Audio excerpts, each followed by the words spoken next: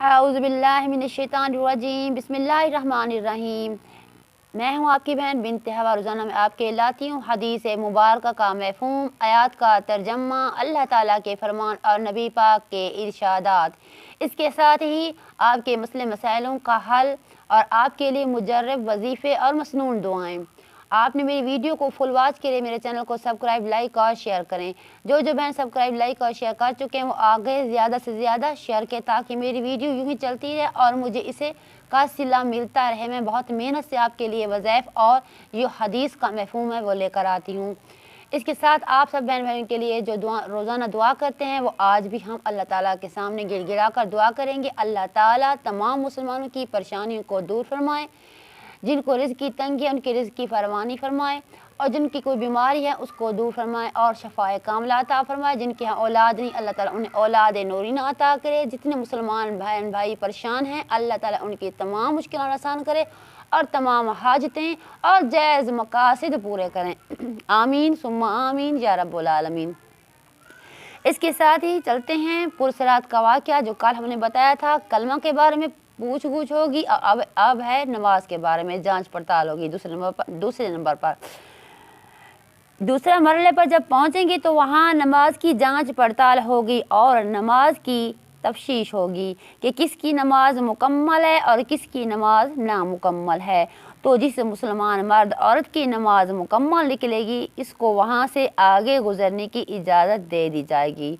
खुदा न खास्ता जो नमाज ही नहीं पढ़ता था, अल्लाह बचाए, कितने मुसलमान ऐसे हैं जो मगर मुसलमान होने के बावजूद नमाज नहीं पढ़ते। हालांकि नमाज पढ़ना ये बहुत बड़े नमाज नहीं पढ़ना ये बहुत अज़ाब व वबाल की बात है। या नमाज तो पढ़ता था मगर सुन्नत के मुताबिक नहीं पढ़ता था, उसकी नमाज बराए नाम थी, इसे नमाज कहना मुश्किल था।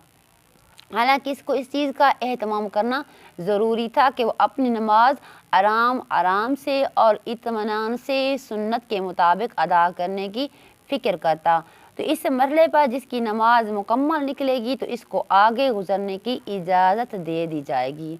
अगर खुदा न खास्ता वो नमाज नाकिस निकली या काबिल कबूल ना निकली तो इसको सज़ा के तौर पर आगे जाने की इजाज़त नहीं मिलेगी, इसको वहीं से ही दोज़ख में डाल दिया जाएगा। अल्लाह ताला माफ़ फरमाए, पूरे मुसलमान पर रहमत की बारिश करे और हमें इन आजमाइशों से और नमाज सही पढ़ने की तौफीक दे।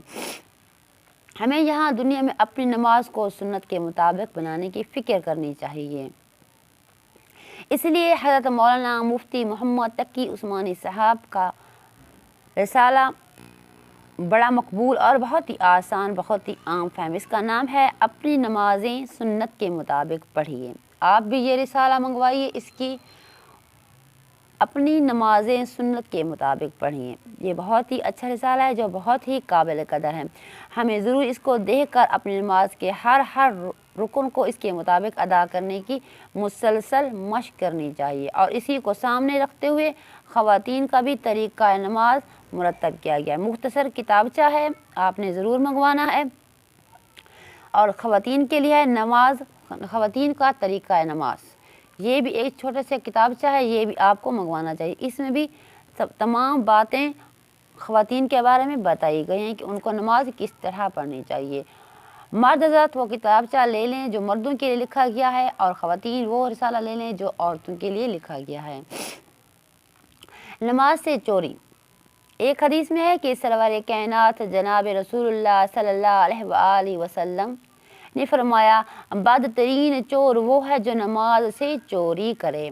सहाबा कराम रज़वानुल्लाह अजमईन ने अर्ज़ किया, हज़रत नमाज से चोर कैसे चोरी करेगा, नमाज की चोरी किस तरह है? आप सल्लल्लाहु अलैहि वसल्लम ने फरमाया कि नमाज की चोरी ये है कि नमाज में रुकू सिजदा अच्छी तरह अदा न करे, वो एक किस्म की नमाज की चोरी हो गई।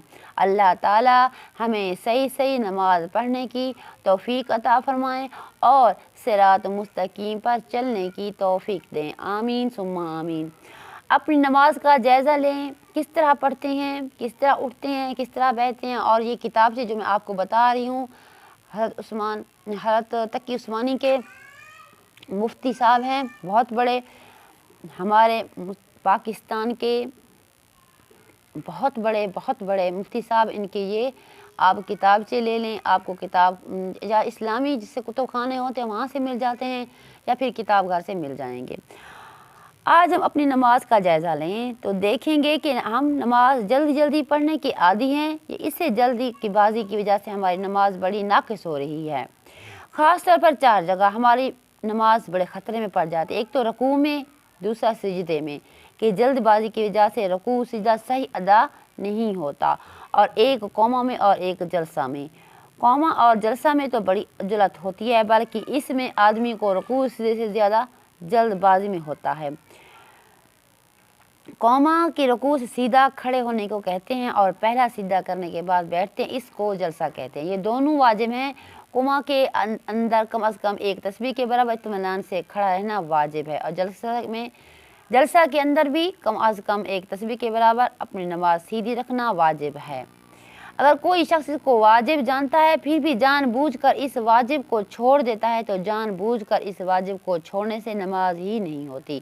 اس کو نئے سرے سے نماز پڑھنا ضروری ہے، چونکہ ہم تو جلد بازی سے نماز پڑھنے کی عادی ہیں، اس لیے ہم سے بھول نہیں ہوتی۔ اللہ ماشاء اللہ، ہمارا حال تو یہ ہے کہ ہم دانستہ قوما کے واجب چھوڑ دیتے ہیں اور کبھی جلسہ کا واجب چھوڑ دیتے ہیں، اور رکوع کے اندر کبھی اتنا تھوڑا جھکتے ہیں کہ رکوع پوری طرح ادا نہیں ہوتا۔ میرے پیارے بہن بھائیو، یہ تھی نماز کے بارے میں، آگے بھی ہے نماز کے بارے میں۔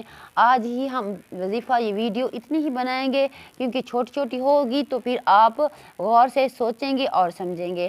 اگر بہت بڑی ہو جاتی ہے تو پھر آپ کے لیے مشکل ہو جاتی ہے۔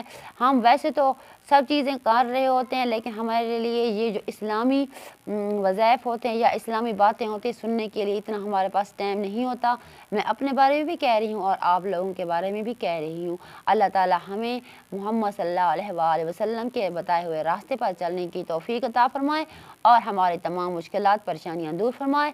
آپ نے میں روزانہ جو گزارش کرتی ہوں، ریکویسٹ کرتی ہوں، آپ سے گزارش کرتی ہوں کہ پلیز آپ ویڈیو کو فل واچ کیا کریں، چینل کو سبسکرائب، لائک اور شیئر کیا کریں تاکہ میرے ویوز اور سبسکرائب بڑھتے رہیں اور مجھے اس کا صلہ ملے، کیونکہ مجھے ضرورت ہے۔ اس کے ساتھ ہی اپنی بہن کو دعاؤں میں یاد رکھے گا۔ پاکستان زندہ باد، پاک فوج پائندہ باد۔ اللہ حافظ۔